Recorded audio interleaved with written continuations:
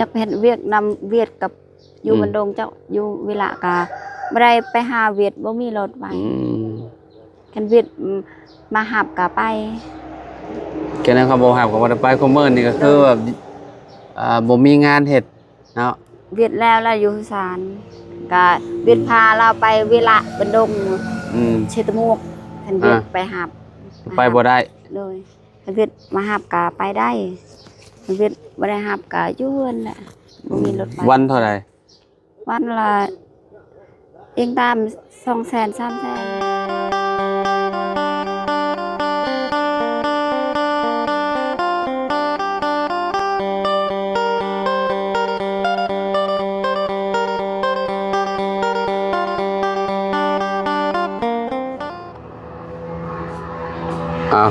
กราบสบายดีและสวัสดีเด้อพ่อแม่พี่น้อง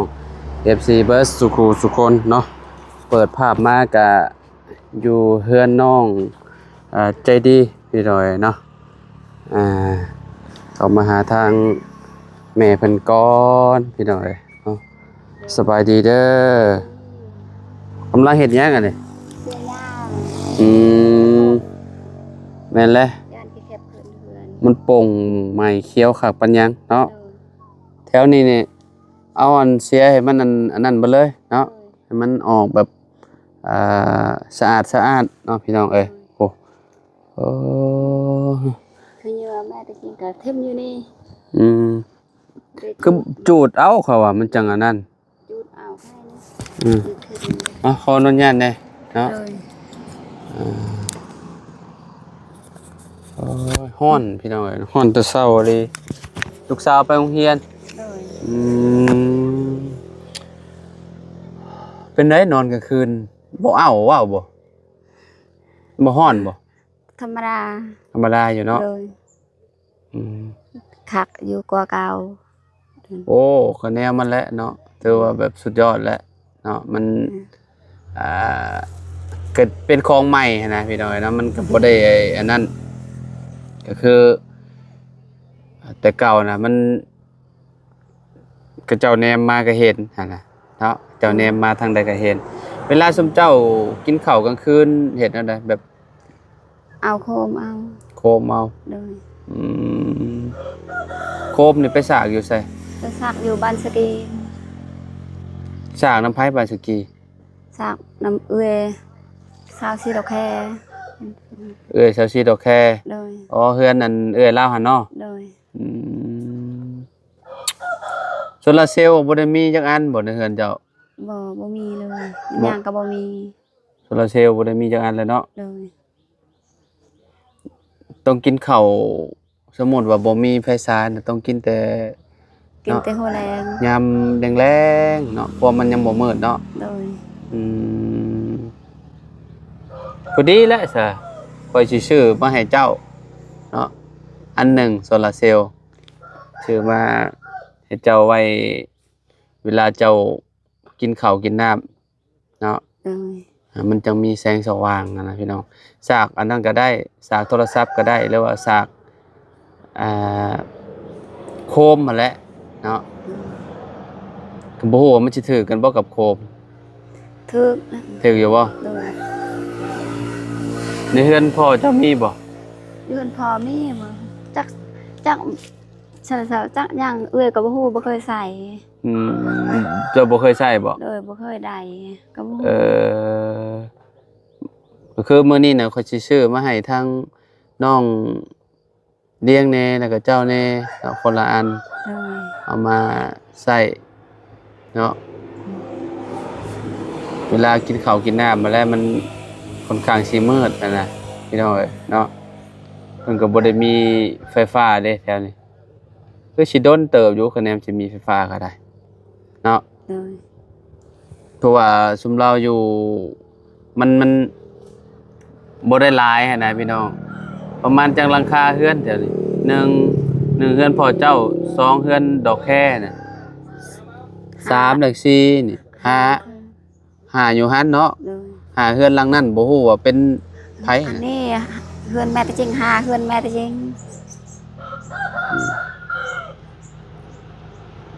ประมาณ 4หลัง5หลังหลังนั่นน่ะเฮือนกับเจ้าน่ะ โดย เฮือน เขาย้ายไปหมดแล้ว ตะกี้กับเจ้าสิอยู่แถวนี้หลายอยู่เนาะ โดย วันนี้มันบ่มีไฟกับเจ้ารถย้ายไปทางอื่นบ่ โดยเขาย้ายไปทางอื่นบ่มีไฟ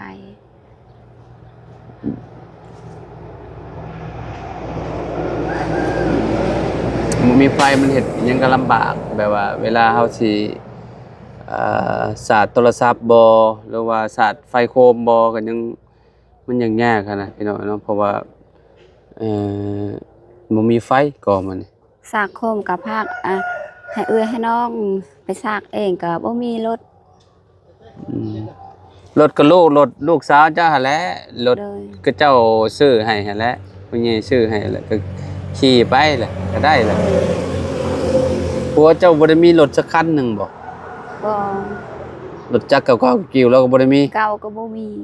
อืมบ่มีขี่เลยเนาะ เลยอยากไปเฮ็ดเวียกนำเวียดกับอยู่บันดงเจ้าอยู่เวลากะบ่ได้ไปหาเวียดบ่มีรถไป อืม คันเวียดมาหับกะไป แค่นั้นเขาบ่ฮับก็บ่ได้ไปคุมื้อนี่ก็คือแบบบ่มีงานเฮ็ด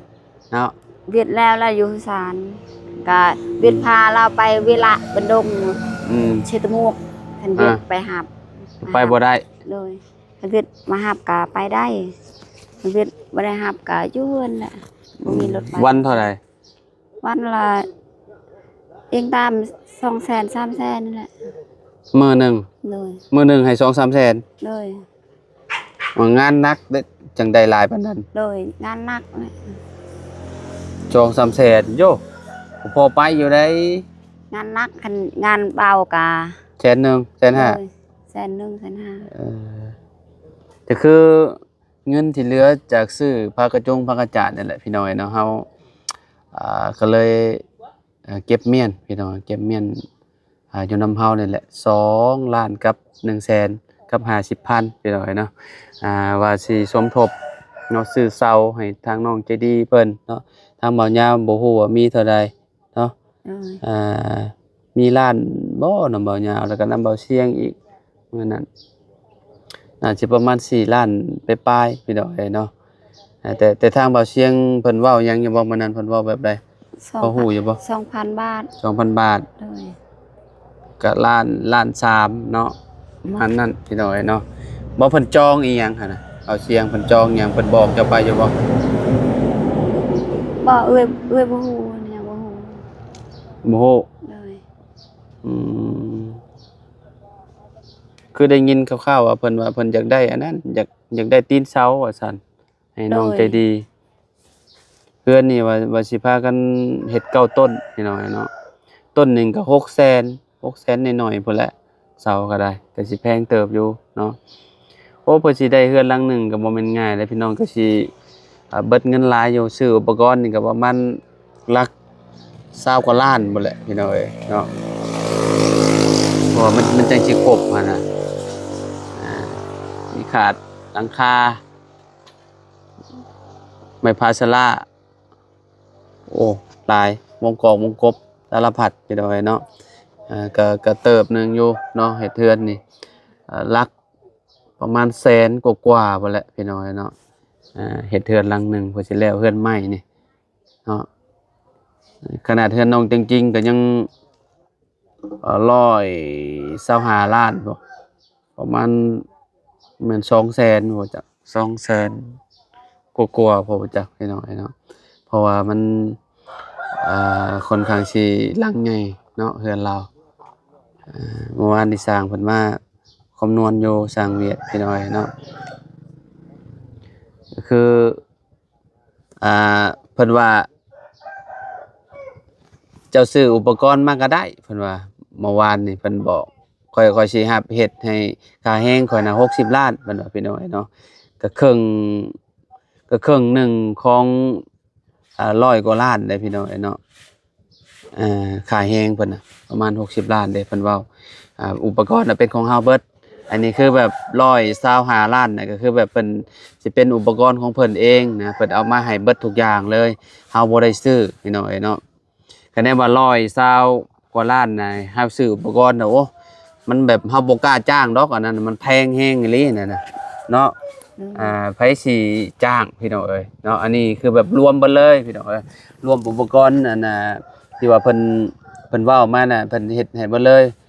บ้านประตอกประตูน่ะคือของเพิ่นเบิดเลยพี่น้องเอ้ยเนาะสีสาก็ของเพิ่นเบิดเลยกะโหลก็ของเพิ่นน่ะนะเอาในราคา125น่ะก็คือว่าคูเมอร์นี่อุปกรณ์นี่ยังมันก็แพงทุกอย่างหั่นน่ะเนาะเพิ่นก็เลยแบบเนาะเฮาก็ยังบ่ได้อันนั้นพี่น้องยังบ่ได้ตกลงมีแต่ให้เพิ่นมาคำนวณแบบว่าราคาเท่านั้นเท่านี้หั้นนะเมื่อวานนี้นะ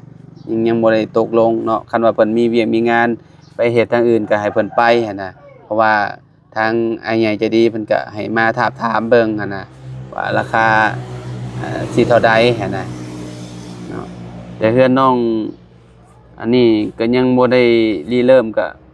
สิประมาณนั่นแหละ100นิดๆเฮือนเราก็ได้เนาะเฮือนน้องใจดีสมมุติว่าในอนาคตว่าได้เฮ็ดเฮือนเฮ็ดซ่านเนาะตอนนี้ก็งบก็ยังยังขาดหลายพี่น้องทางเฮาก็ยังอันนี้แหละมีเงินอยู่2ล้านนำเฮาเนาะตอนนี้ได้พี่น้อง2ล้านกับ150,000เด้อคันว่าอนาคตเนาะบ่มีไผทางเบายาวทางเฮาก็บ่มีมาก็ฟังเบิ่งไปเรื่อยๆเฮาก็สิได้มอบเงินมอบคำให้เพิ่นไว้ซื้อข้าวซื้อน้ำกินนี่แหละพี่น้อยเนาะก็จะถ้าเบิ่งเนาะก็คือ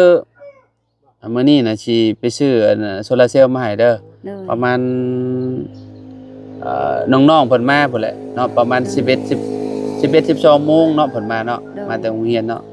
สิซื้อมามอบให้น้องเลี้ยงแหน่แล้วก็ให้แม่น้องใจดีนำเนาะแล้วก็สิมอบเงินจำนวนหนึ่งเนาะให้น้องเลี้ยงเนาะเพราะว่าทางอ้ายน้อยเพิ่นฝากเงินมาซื้อ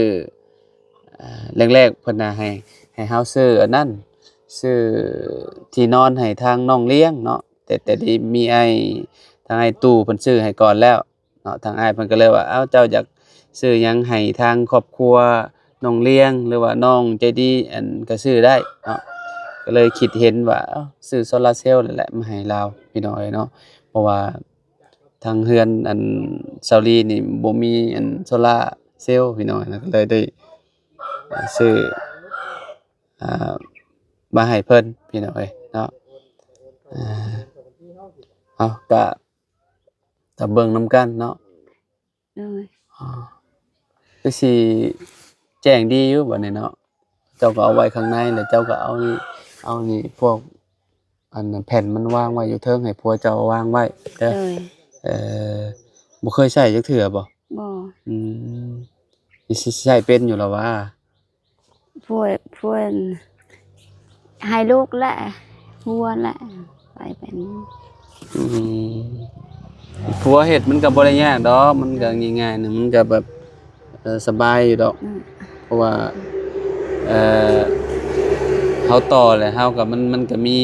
บ่อนปิดบ่อนเปิดมันมีรีโมทให้เปิดเด้เวลาเจ้าเปิดเจ้าก็เปิดเลยนะคือสิใช้ได้โดนเติบอยู่ดอกพี่น้องเฮือนน้องจริงๆเพิ่นมีอยู่แล้วว่าบ่จักเฮือนเราจักมีอยู่หาแนมไปเห็นอยู่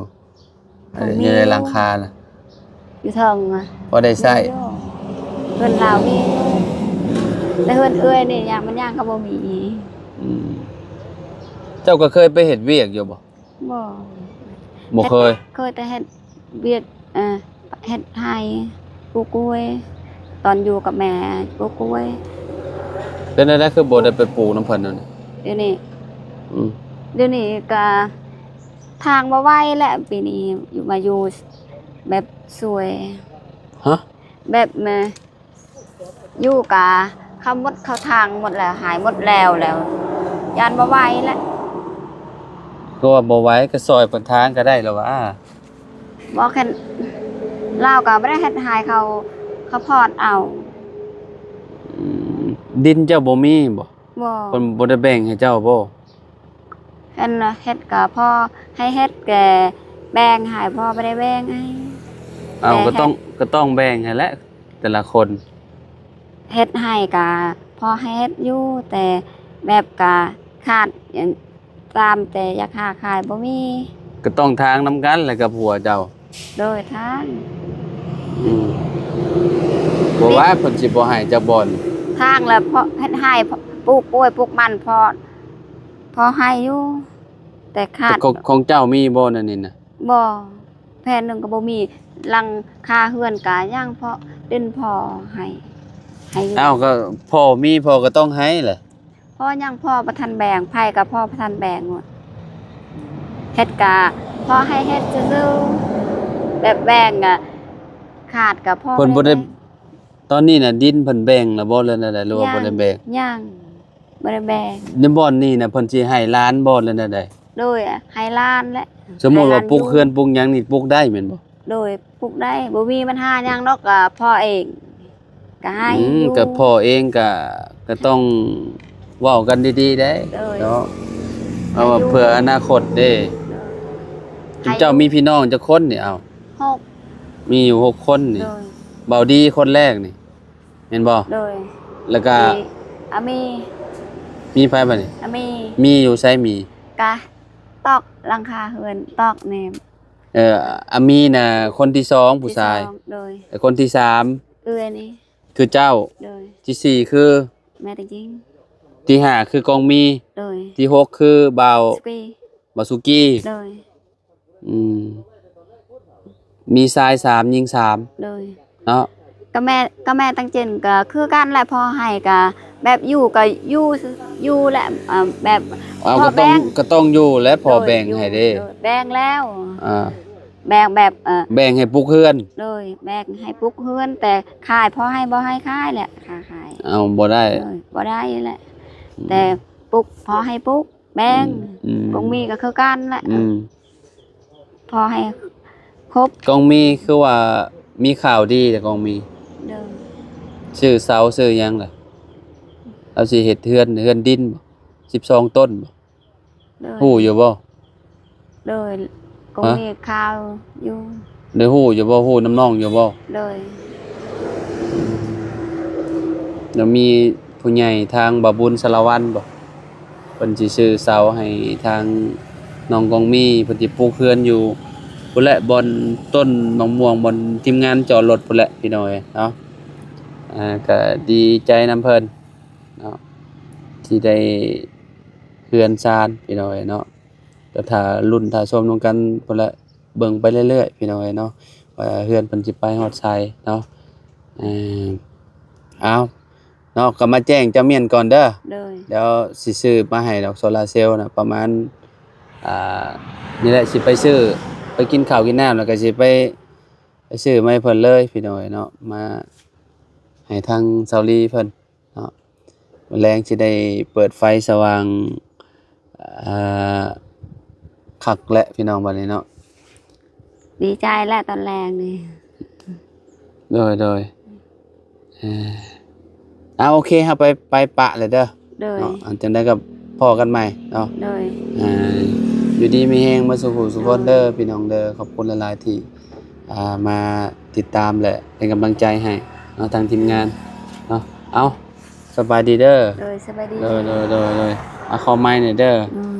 ให้เราเสียหญ้าต่อก่อนพี่น้องเอ้ยเนาะเริ่มแปรเริ่มหยังแหละเนาะมีแต่เสียให้มันออกเบิดแล้วแถวนี้เนาะมันสะอาดพี่น้องเอ้ยนี่แถวนี้มันก็หญ้าโป่งลายพี่น้องเอ้ยเนาะโอเคพี่น้องเอ้ยเนาะจังได้ก็ขอบคุณพ่อแม่พี่น้อง FC เพื่อทุกคนที่ติดตามและเป็นกำลังใจให้เด้อพี่น้องเด้อเนาะพบกันใหม่เนาะสำหรับคลิปนี้ไปแล้วสบายดีพี่น้อง